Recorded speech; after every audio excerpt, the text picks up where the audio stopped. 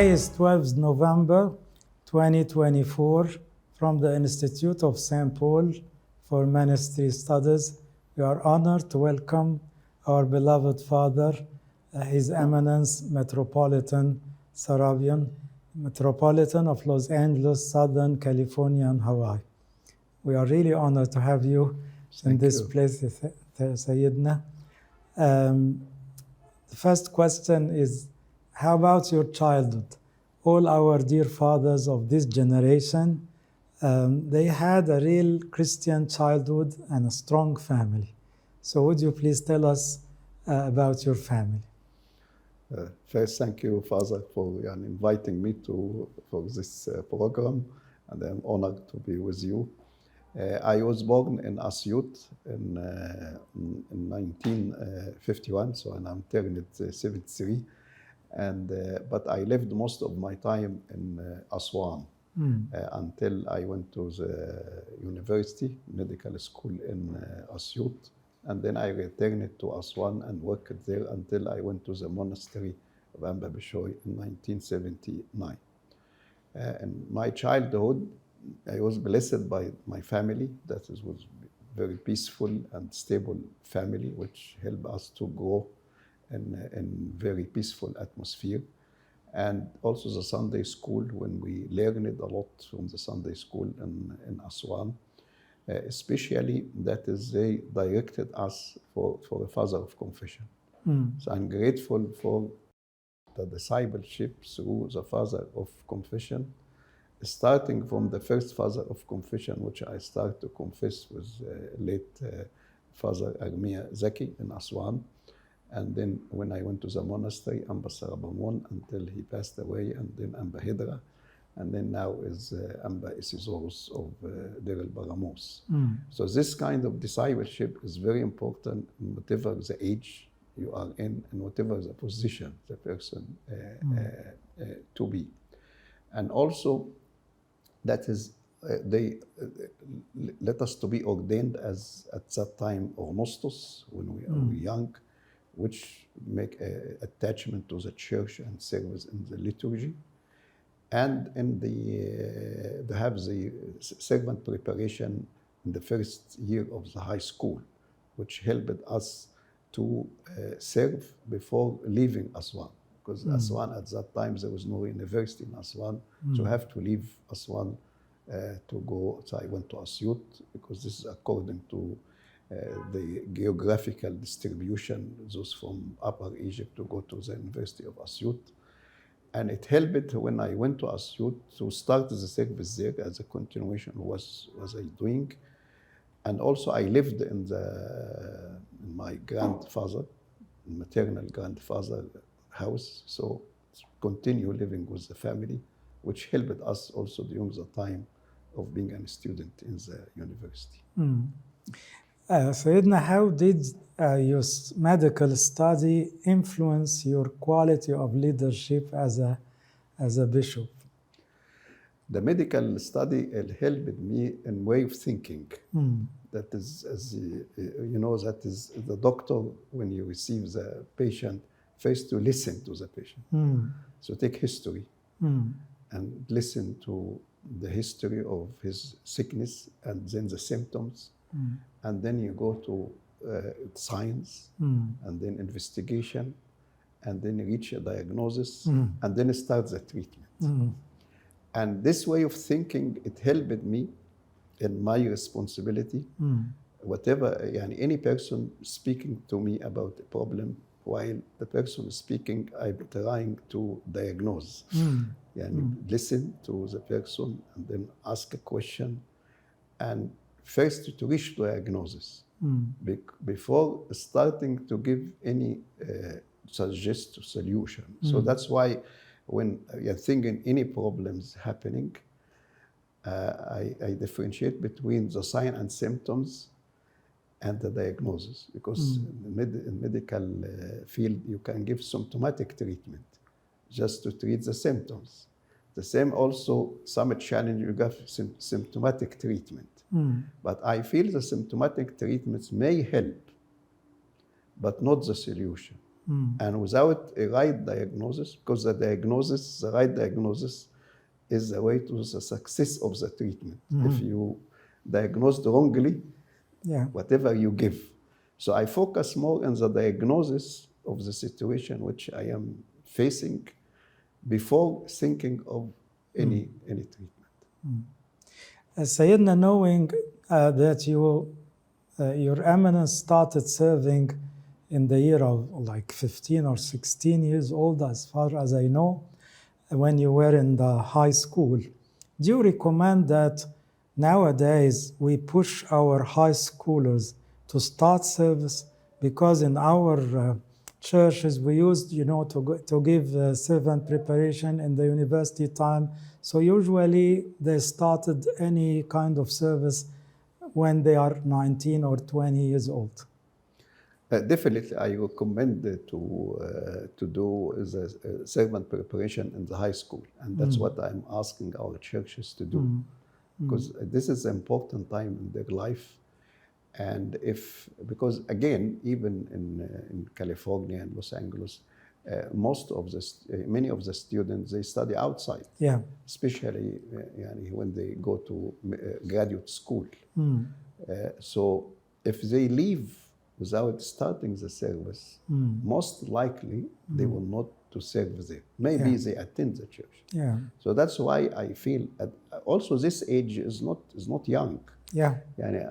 I remember when I was in the second year in this high school, and I give a sermon in general meetings, not just on the Sunday school. That's nice. So it is not it's not young. It's a good age to encourage him to service and be involvement in the service. And it make a change, because the service, you take more than you give, and give a kind of commitment to the church. Especially now there are many kinds of service. Maybe at that time we have the Sunday school, that's the main service, but now we have many kind of missionaries, service needy people, and there are varieties of service which you can fit everyone. But it's important in this age to be prepared and to be linked to a certain kind of service. Sayyidina, how did you receive the call of living a monastic life? At the end of my junior high, which we call it here in Egypt, preparatory school, I was given as a gift as a book of the story of the Copts, which is written by Iris Habib al-Masri. And I read the story of St. Athanasius and was so impressed, because at that time, the hero for me is intellectual persons. Like in this age, you have kind of hero. So for me, that is because of my love of reading. So a hero for me. So I find St. Athanasius as this great mind, as a hero. But I was impressed that this great mind was proud to pour water in the hands of St. Anthony, which gave me an idea about the importance of the monastic life. But of course, there was no monastery, just to draw attention. But it's grow during the high school, especially when I started to visit monasteries. When I went to Asyut, I went to Mahara, and then when Amba Hedra, of blessed memory, became the Bishop of Aswan in 1975. So it was the first time for me to speak with a monk. So, and to know more about the monastic life. And he guided me to know Amba Sarabamon, blessed memory.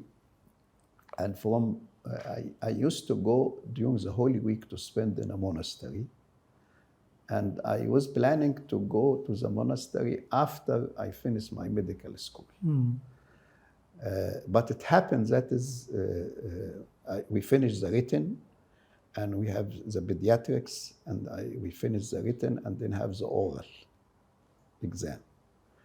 But my father passed away suddenly. Okay. In between. And your father were a doctor, right? Yes. Okay. He was a medical doctor, was working, and until the last day of his life, which make a big change in our family, because Firstly, I have to decide what to do.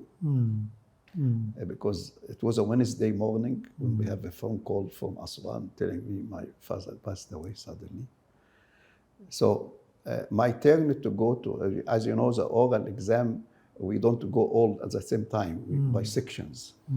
So I was supposed to go to on Thursday. But they will bring the body from Aswan because the family, our original place to be buried with the family of my father is in Marara in Sohag. So I have to decide what to do. Either I go to do exam now or I postpone it to Friday. So I decided to go. Wow. So I went to the university and then it was very quiet and I told them what happened. And they accepted to examine me, which taught me how to control my emotion when it comes to a difficult situation. And from this time, I learned it. I had no time to even cry for my father's death because after working so hard, I was a good student, getting very good. So I would lose one subject. It taught me, and there is a situation, there is no time for emotion. You have to control your emotion.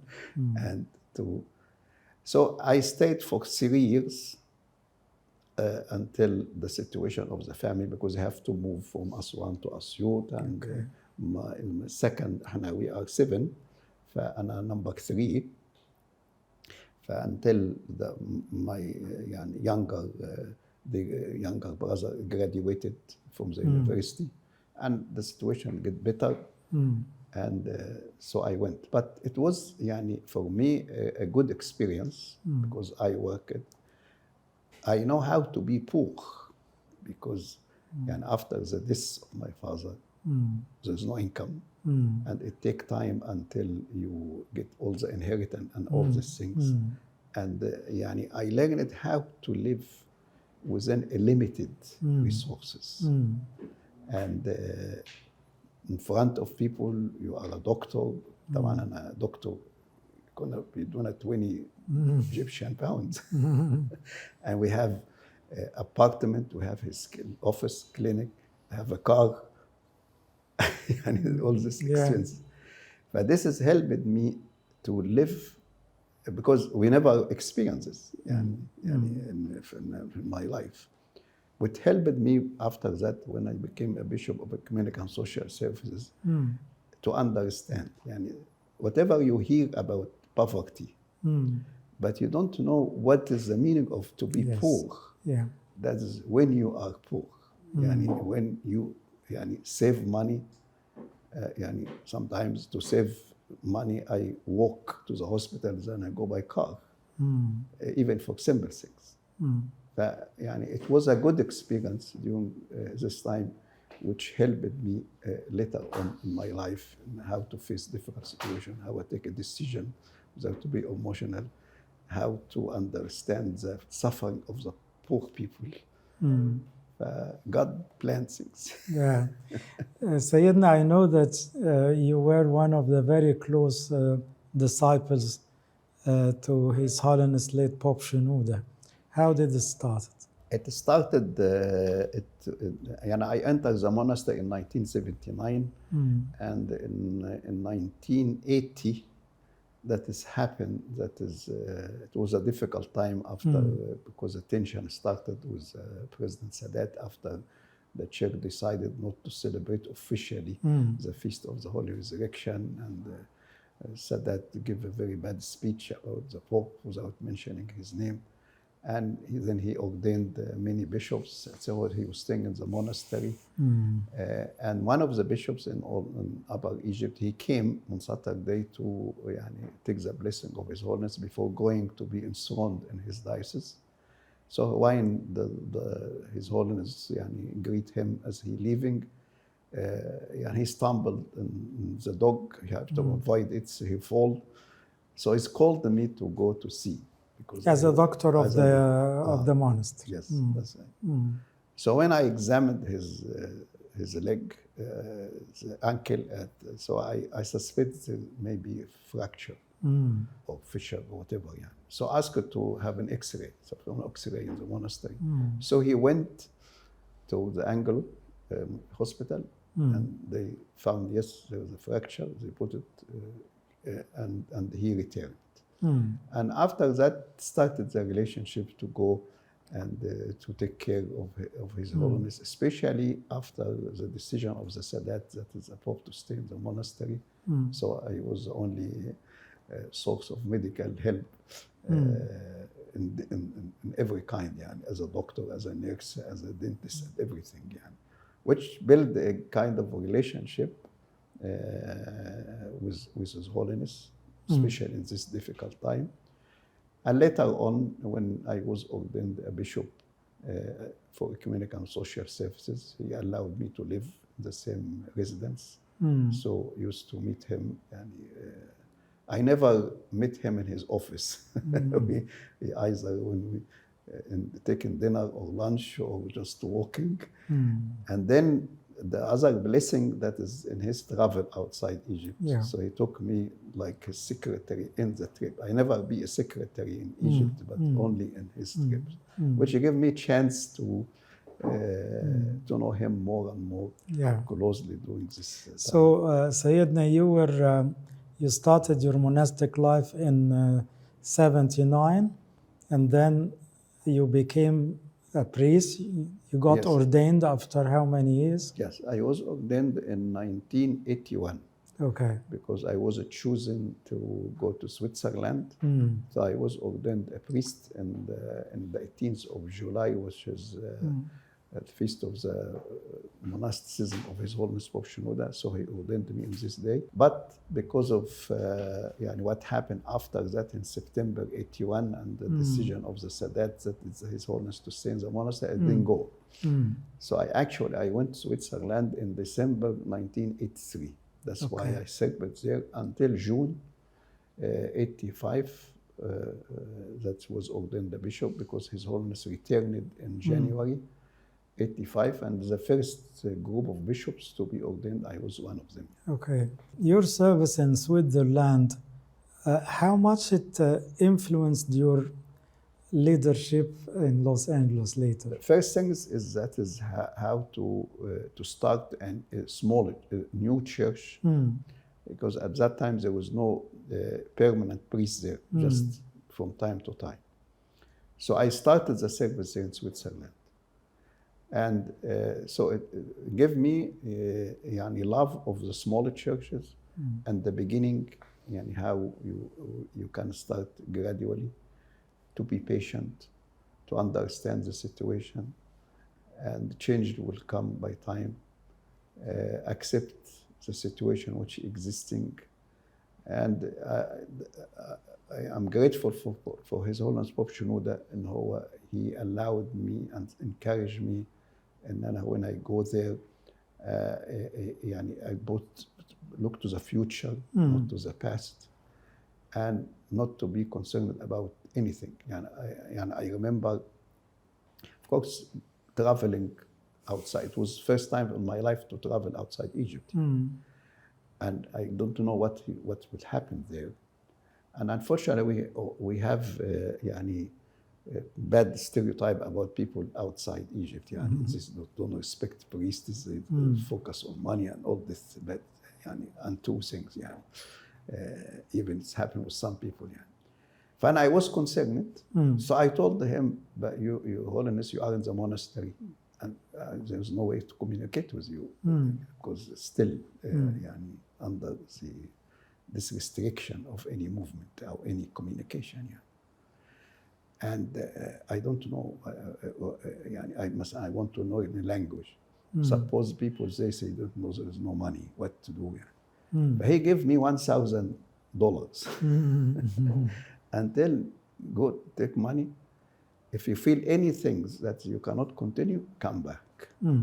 So I will never do this, but at least get a support from me. That's teach me when someone starting new things, to give support, to support for them. And I still remember this $1,000.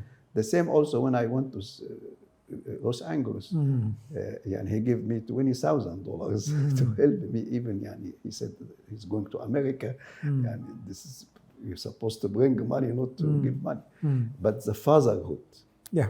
And كده when I ordain a priest, I make advance of money until they go to the payroll, because what will happen during this time after ordination. Yes. So we learn from His Holiness how to take care even of this small things. Also in Switzerland, I learned, I exposed to the new culture, the Swiss culture. Yeah. I lived in a Catholic monastery, so I lived with them. It happened that this Pope John Paul II visited, so it was, we are, he has a meeting with non-Swiss churches, so he told us to make a hymn and then meet the Pope to greet him. So this is just the second year there, almost the first year, because I went in December. This has happened in the middle of the year in 84. This is exposure to the outside culture. Also, it gave me, here in Egypt, because Catholic missionaries and Protestant missionaries came and convert Copts. So we have also feeling that these people want to steal people from us. So we have a defense mechanism against them. When I went there, I have a different experience. Yeah. That they welcome us, they help us to establish the church. And I lived in a Catholic monastery. We have no churches. Yeah. So we pray in Protestant or Catholic churches. The one who helped us to get a building in Geneva was a Protestant leader. So he was negotiating with the government of Geneva to give us the building, the first church. We have it there. So I have a different perspective of the relationship with the churches. That's why I make a different experience. Yeah. Which helped to be open. And I lived in the Catholic monastery. Of course, I didn't take communion. I continue my service. Nobody forced me to do anything or asked me to do anything differently. But it opened my mind to another perspective and to know about these people, to enjoy their love. And that I continue to visit until now.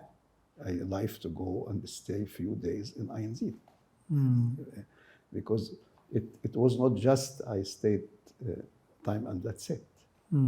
But this kind of relationship helped me when I go to switch to طبعا after that I became the bishop for ecumenical relations. Yes. The relationship, and then I went to Los Angeles. We always keep good relationship about with other churches and be concerned when the Catholic Church attacked there because of the secular society. We feel sympathetic with them. Yes, we have difference between each others, but at the same time, we can cooperate with them. Yeah. The same also, مثلا, when I was in the Bishop Ecumenical Social Services, most of the project which we did, it's supported by ecumenical partners belonging to Catholic and Protestant. Yes. So they are helping us, not without any pressure for anything regarding changing our faith or taking our people.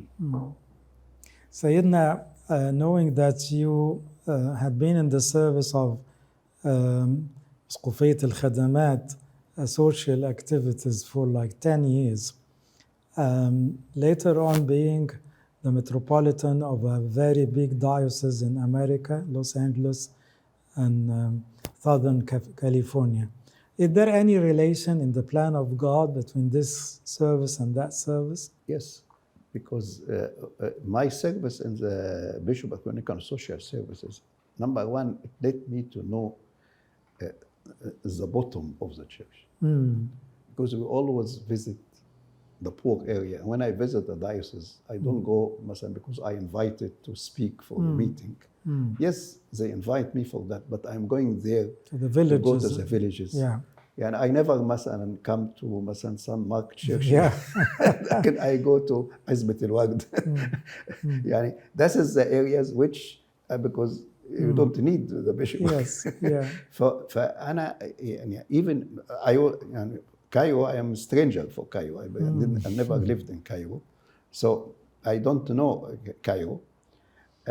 But when I came as a bishop of Ecumenical Social Services, all my relationship is for the slum areas, Azbet al-Nakhl, al-Mu'attam, all this area. It led me, and working from Alexandria to Aswan. So I know the church, what is the suffering of the people. Yeah. And also, we learn from the ecumenical partner how to write project proposal, how to have objectives, how to have a budget, how to empower local people. Yes. Lead them to decide for themselves, caring for the woman. Yeah. And also I was blessed by the servant in the bishopric. Because I always say the treasure of the bishopric is the servant, not the money, because they bring. And because I faced when there, usually senior staff or people who are retired, big position, they can, will usually bring people who, but many of these people, they left with a new, with a new bishop. So I find myself with the resignment of the senior staff. Okay. So I decided to go to the youth. And I was helped by His Grace Bishop Musa. God give him a good health. Because youth, they don't used to come to the bishop. They feel this is the people of old people and the money. They go to bishop of youth. Amba Musa encouraged them. This new bishop go and help me. And this has helped me to have a new generation. And I went to them to study outside because we have scholarships. In Canada, in America, in England. And they came because I said, this is the future. But I face a challenge because these people who will get degree and training, we have a competition with other organizations. Yeah. And they can offer them better salary. Yes. So I cannot compete with them on that.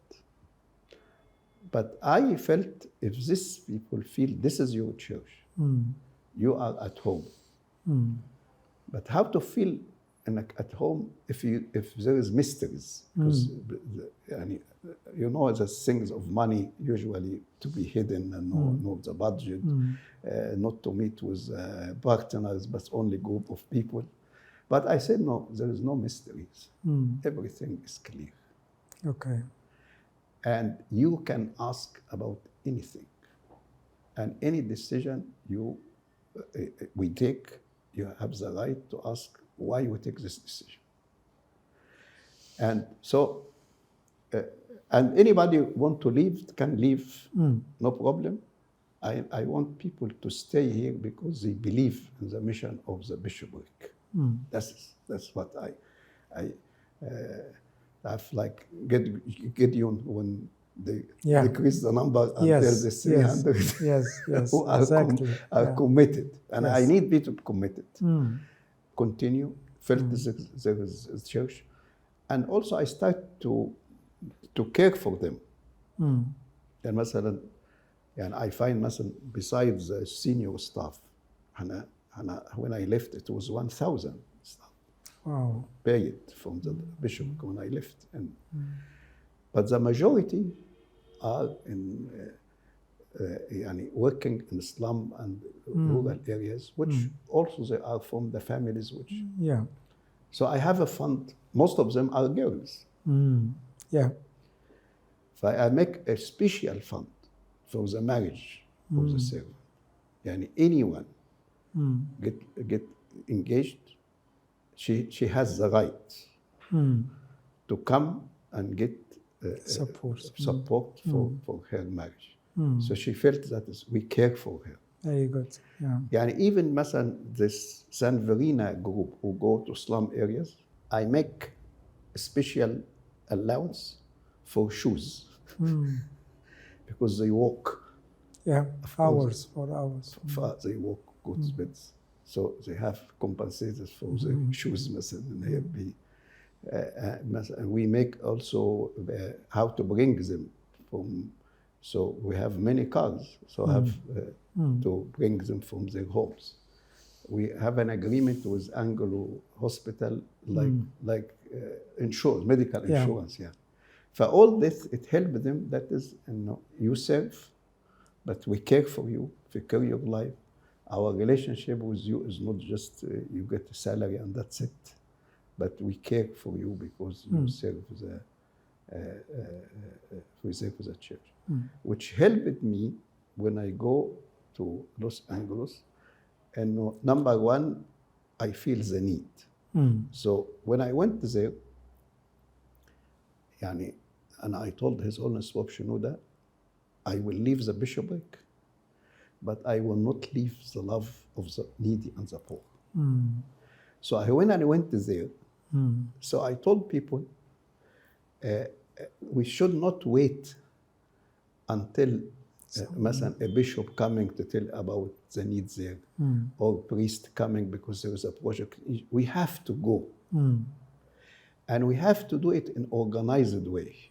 So I started the program, Santa Verena, one for families, one for development projects. I take the experience here and I apply it there, but in a different aspect. Now, برضو مثلا بنعمل development project. The diocese offer to us. We have 2 meetings here مثلا to approve projects, the same things. And we go to the diocese, tell them, do you want us to help you? And if they agree, so we'll be happy to help them. I benefited from the experience of the bishopric and loving the poor and feeling their needs, and also how to do it in an organized way. And also I came with a belief in the youth and women in particularly. I have no experience because I grew up in family. We are 6 boys, 1 girl, and then طبعا Aswan, and then the Asyut, and then the monastery. When I came to the bishop, I find myself in organizations, the majority are girls. But the experience which I have is the importance of the role of the woman. And I say, the advance of any society, it depends how the society respects the woman and understand their capability and the potentiality to serve the society. But this has helped me when I go there. Sayyidina, moving to Los Angeles in 1995, right? Yes. I know that Your Eminence faced many problems at that time to establish a new diocese, a new bishopric. So could you please give us some hints about what kind of problems were there? When I went to Los Angeles, Los Angeles has good churches, good priests, and good service. But the problem is how to work together. And because there is a lot of challenges, so there are different opinions. So, and how to let these ideas to come together. I decided there is a platform of the clergy meeting when we can discuss everything and whatever we agreed on to be applied, but not to force any priest to do something which he does not believe on. At the same time, I felt the importance again of the youth, so I focused with the youth more because always use it's not the first priority, especially if you have a church and we need people to support. So many of the families in Los Angeles, I knew them through their kids, not the opposite. Yeah. This is generation which I spent time with them. From them now we have priests, bishop. Yeah. Also, I went to the places where there's no churches or there's established churches. So instead of focusing on what existing, all that it's good. Let us go and expand this. At the same time, I start to think more about the future and how we can move in the future of the diocese, being a diocese together. Also because myself and Amba Yusuf, we went at the same time and spawned at the same year. So it was only 2 dioceses in America. So it was good to cooperate with each other. And we built a good relationship between the 2 dioceses, which help us to share with someone who, now I'm very happy with the priests because I have a very good group of the priests, happy with the servant. We have still many things to do, but we thank God, things are moving. Sayyidina, speaking of today, the dream of unity of all Christians, many people are speaking about that dream. Someone see it like it's an easy task to do because we love everyone. Others focus much on having the very early traditional Orthodox faith as a condition. So we need your opinion on this dream of unity. We define the word unity, which is to be in full communion. There is difference between to be in good relationship with each other or to work together certain things between if you mean the Christian unity. Which, because the Christian unity is the unity of the Christian, because the Church of Christ is one.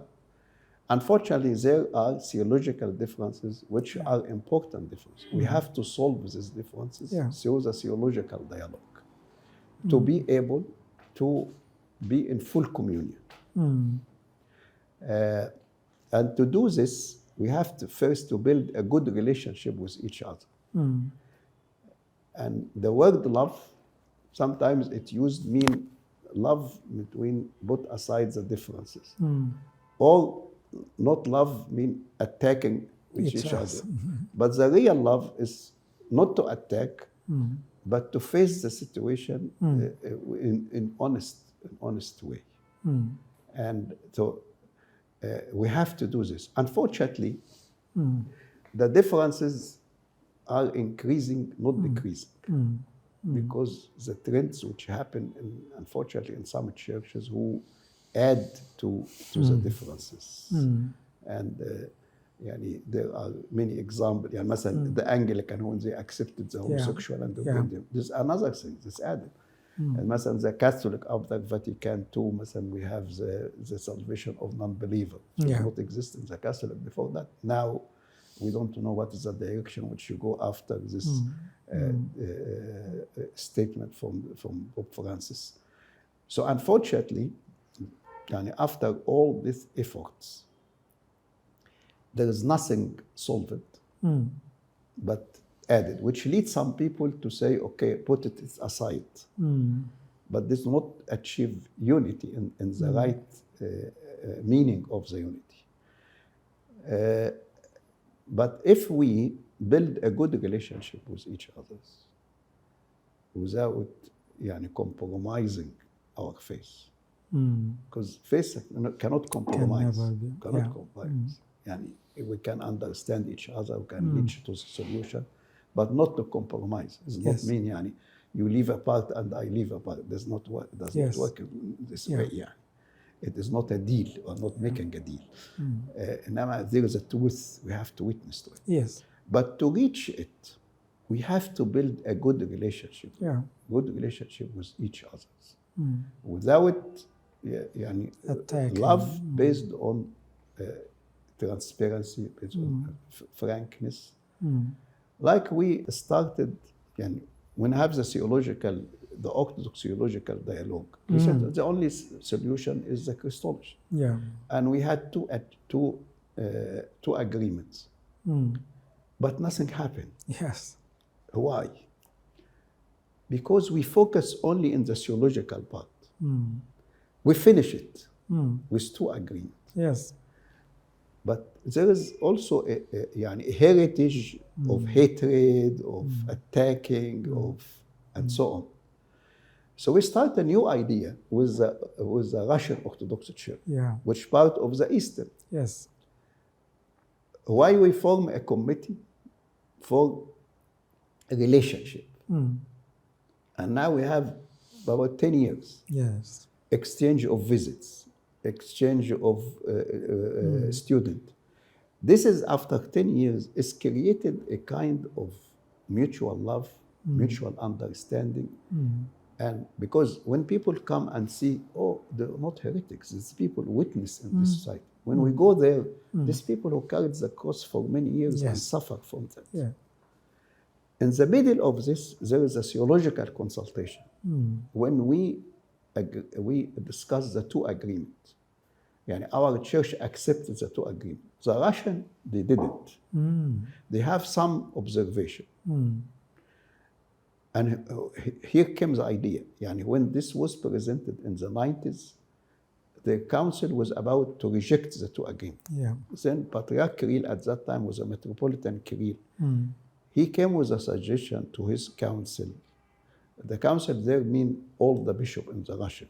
Okay. The Synod is the Metropolitan only. I told them, instead of rejecting the two agreements, why we don't start dialogue with one of the Oriental Orthodox to know each other? From here came this idea, which helped. Now, today, we will start the theological dialogue meeting, followed by the meeting of the bilateral commission for the dialogue, for the cooperation. If we succeeded to respond, because I asked the Russian to give us a paper, what are your observations about the two agreements? And instead of just having individual ideas, we need official paper. They did it. And we discussed it. Hopefully, if we can overcome, then we make an achievement with the Russian.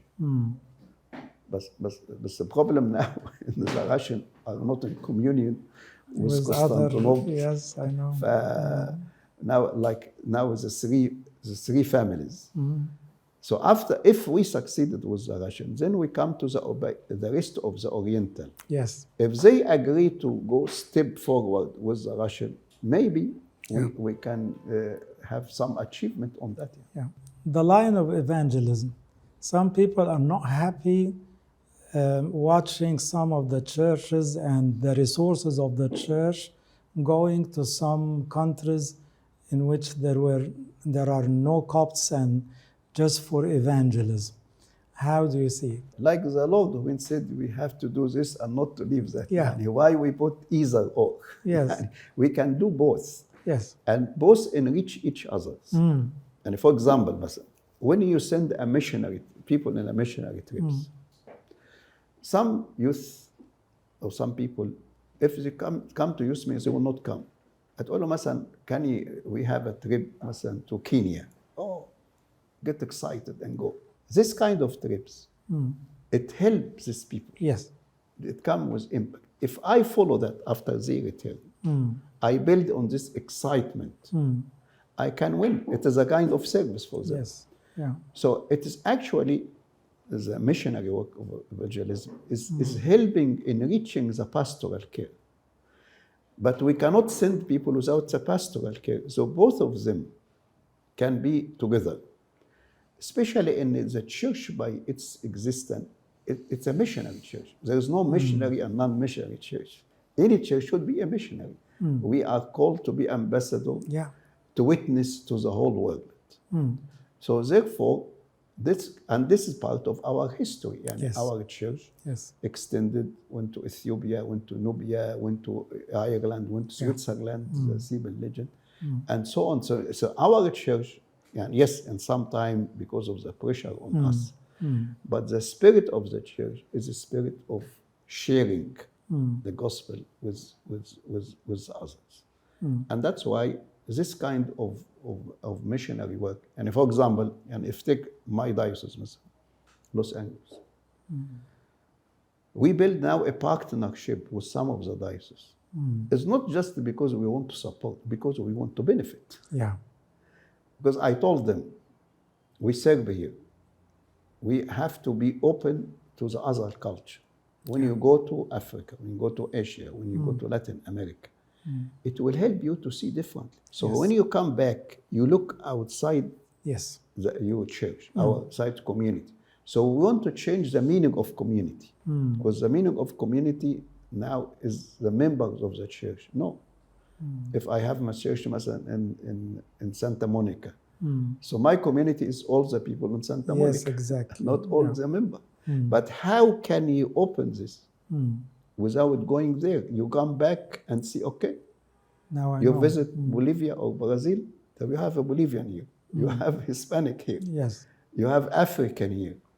So it help our service. That's why the same also when we come to Egypt, when missionary trips come to Egypt, it have great impact on them. And it helped them.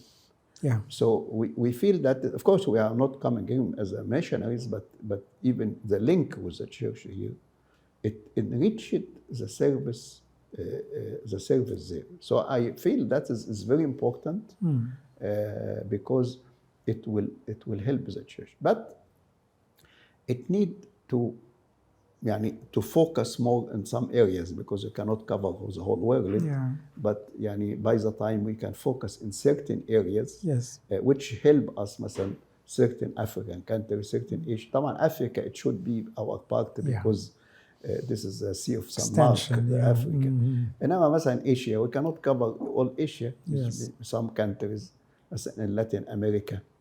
And I feel this is for the benefit of the church. Yes. And it gives addition. And because of our missionaries in Latin America, now we're starting a Hispanic service in the Diocese of Los Angeles. Great.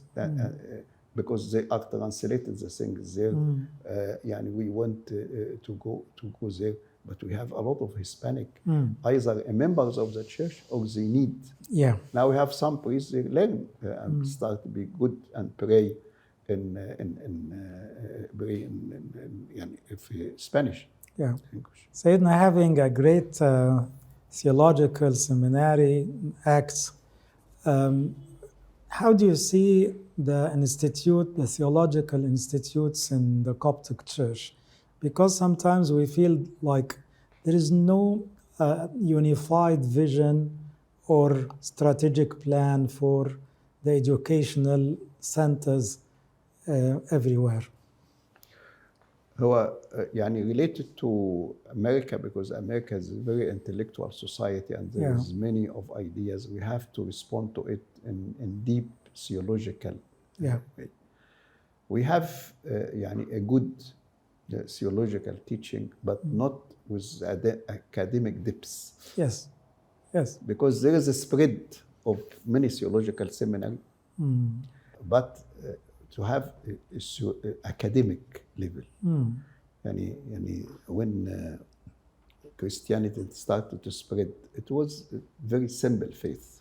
Yeah. But when the philosophers started to join, they started the theology, how to explain.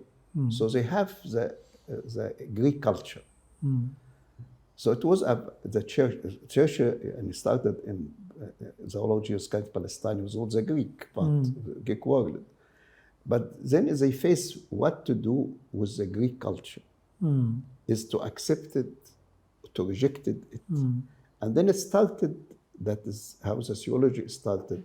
They can take the techniques, tools of the of the Greek culture to explain the faith. It leads مثلا the terminology, because words like hypostasis, ousia, have a problem to define it when it's used for the Christianity. But this is the way how the theology developed. Now, we parallel to it, Now we have the academic world who teach to have critical thinking. Yeah. Do we reject this world? We can never. We cannot. Yeah. So we have to go in it. That's why when I went to Los Angeles, there was a theological seminary was established in 1989 Okay. by His Holiness Pope Shenouda. But I started the process to be accredited. Yes. Why to be accredited? Not so people get a certificate, but to improve the teaching on it. And like when I came to Bishop of Social Services, social service existing in Egypt. Yeah. But our interaction with partners, it helped us to develop how to write project proposal, how to put objective, how to put a budget. All these things, which is, I learned it because we interact with them. Which lead to have the development activities, which more than just helping the poor, needy. I apply the same idea there in the accreditation. We worked for over 20 years until we reached the accreditation. Thank God. Accreditation, lastly, now, but it need to prepare someone to lead, Bishop Carlos, and some the faculty. And so on. It was a process. Yes. It is, it's not an easy, expensive, but I felt it is important for how to have the faith, but also express in the academic terminology and the academic principles. It will help us not just to be proact, because my experience in the ecumenical movement, usually the Orthodox react, not proact. People prepare paper, we react to the paper. But what we prepare from ourselves. So we have to move from just reacting at what is happening to be proactive facing the situation. So I felt this is a very important part because our church is built on the parish church, the monastery, and the theological school. This is 3 pillars. That's why Pope Shenouda take it for. Yes. He established theological schools, he established monasteries and for parish, but not yet accredited. We just added to what he started there. And I feel that is generally in the church, we face a challenge of private theological schools. We have 2 now systems, which I warned of it in 2015. And we face in the monastic life, monastery is under the church, monastery is private. We are going to the same things. And نحن عندنا schools belong to the church, and we have a private institutions. So that is a problem on that, problem in the monastic life. People confused between the two. But what about the teaching? So I hope, in physiological teaching, there is no public sector, private sector. It should be a church sector. Yes. Nothing to be like this. So hopefully, this is to be solved in the church in general, and bring everyone under the umbrella supervision of the Holy church. Son. Sayyidina, some people believe that nowadays there is a real problem in the Holy Synod. They believe that some people, some leaders of the church are against His Holiness, and there is no harmony among the members of the Holy Synod. So what would you say? I don't feel this is at the level of the Holy Synod exists, and there is no harmony. Or in some bishops, and against His Holiness in this sense, which people can feel when they follow the social media. But we don't feel it in the meeting of the Holy Synod. Thank God. There are different opinions because there is a change happening in the church. The church is extended Yes. all over the world. The society is changing. There are many challenges existing. Unfortunately, there is no mechanism of a real discussion. This is the reality. Maybe when does not exist, it happened that is people, member of the Holy Synod, go and express their opinion outside. Because there is no inside a mechanism of a real discussion. Because we meet once, we have the subcommittees. The subcommittee meets for 1.5 years, 1.5 hours. And there are many issues. Yeah. Usually, most of the issues which are discussed are not the major issues. So we need a change of the way of the Holy Synod is functioning. Because before 1985, there was not the idea of regular meeting of the Holy Synod. And before 85, the Holy Synod used to meet when there is a need. Yeah. Then we started the idea of regular meetings. And then started with subcommittees. And now, because of this is something new, and we didn't sit to discuss how to function well. Also, we have the tradition of what is written in the bylaws is not necessarily what we are practicing. Yeah. If there is a gap, there is a bylaws for the Holy Synod. Yeah. But in reality, you find what is practicing is different than in many aspects from the bylaws, because because something accepted. Yeah. Okay, we can do things, but what is written is written. We can bring it when there is a problem to have it without changing this. I can give examples with it. For example, there are members of the Holy Synods. Now, when you attend the Holy Synod, you find bishops, metropolitan, priests, sometimes even lay people. But if we want to participation of a priest in whatever capacity, why we don't change the bylaws for that? Yeah. There is a supportive staff. لجنة فنية. There's something new. Yeah. But ended by, this is what they are doing the work. Because those who write the things. Yes. But before that, we don't have this. Why we have a secretariat? Okay. We have to do this. We have 4 people in the secretariat. We need firstly to also whether the subcommittees discuss the issue and bring it to the Synod or the opposite. The Synod to send to the subcommittees. These subcommittees are subcommittees of the Holy Synod. The Holy Synod refer to them what they to study. Not they bring to the Synod what they want the Synod to study. So it ended by, suppose, and I'm not member of the ritual committee, لجنة الطقوس. And they discuss something, they want to change to delete something in the زكسولوجية أو مثلا لما جت الايديا بتاعت اللي هو celebration of the feast of the Annunciation happened in the last Friday of the fast. They bring this recommendation. I see it in the meeting. I have no chance to discuss it. Okay.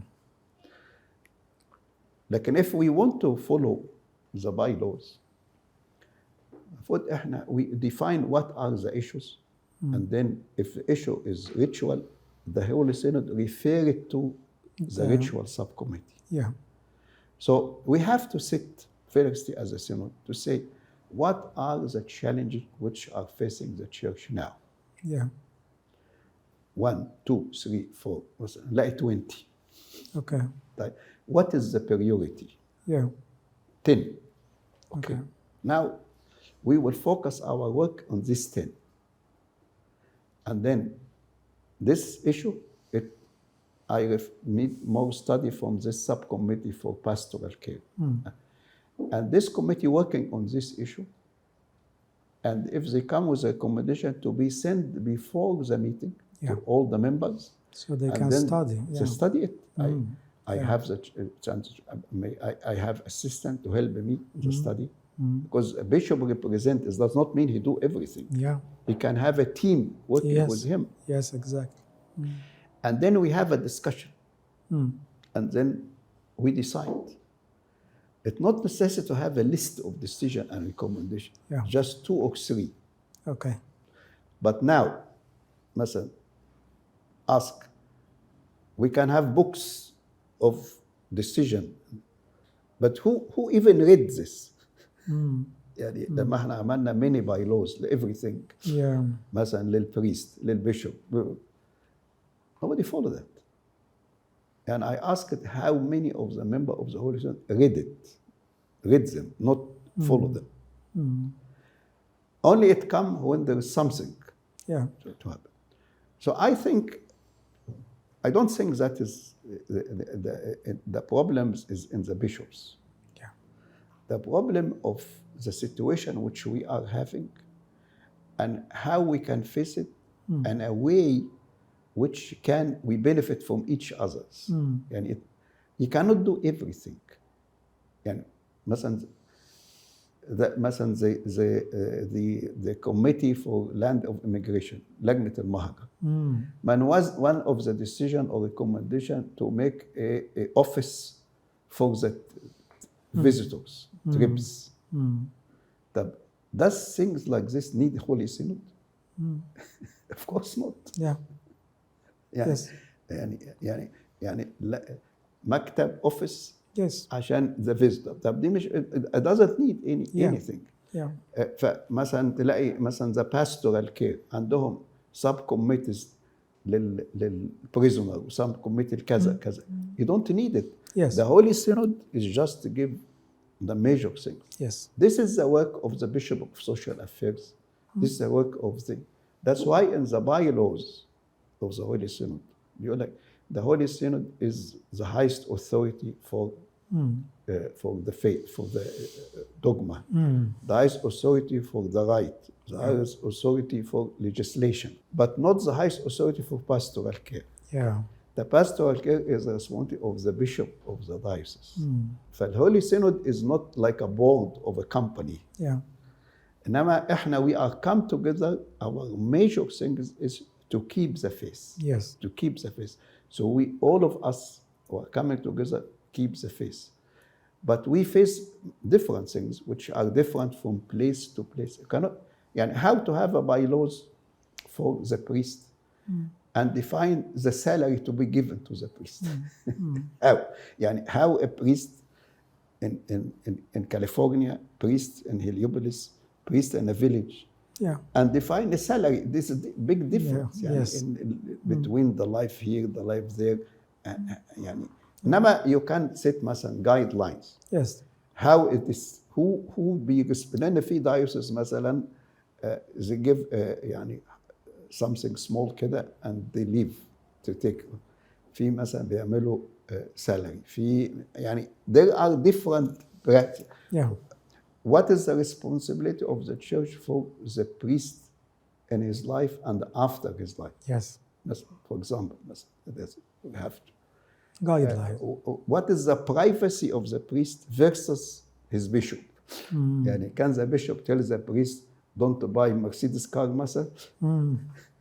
Don't get inheritance of مثلا apartment مثلا? If your wife مثلا get in, if suppose مثلا a priest in مثلا place like Minya or whatever and his wife مثلا get inheritance in Alexandria. Can we have this or not? Does a bishop have the right to tell him or not the right? Where is the privacy? فهنا this is some principles which based on the practice which we have. We need to set these guidelines more than to go to in the details which is related to the priests or the bishops, or, for example, in America, when we have the bylaws for the churches, for the board of the church, there is no election. It is a recommendation.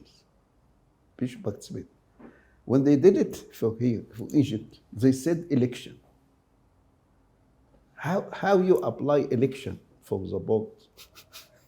The churches. There are some villages. Here they use the board. They wait until the person to pass away. Yeah. They add. And who applies these elections? You can't apply it. Yes. You can't apply it. It's something not practical to be done. لكن ممكن نقول في مثلا role of the people to have a say. A say مثلا in choosing, because they responsible for financial things, so they have يعني people have a say about it. That's why when we formed the bylaws in North America, we follow what happened for the deacons. Yes. You choose and we appoint. Sayyidina, we enjoyed the discussion with Your Eminence, and we need always your prayers. May God give you more power and health and all blessings. Thank you for your time, and thank you for coming to our place. And please pray for us. Thank you very much, Awana. Thank you very God much. God bless you, service with you. Thank you.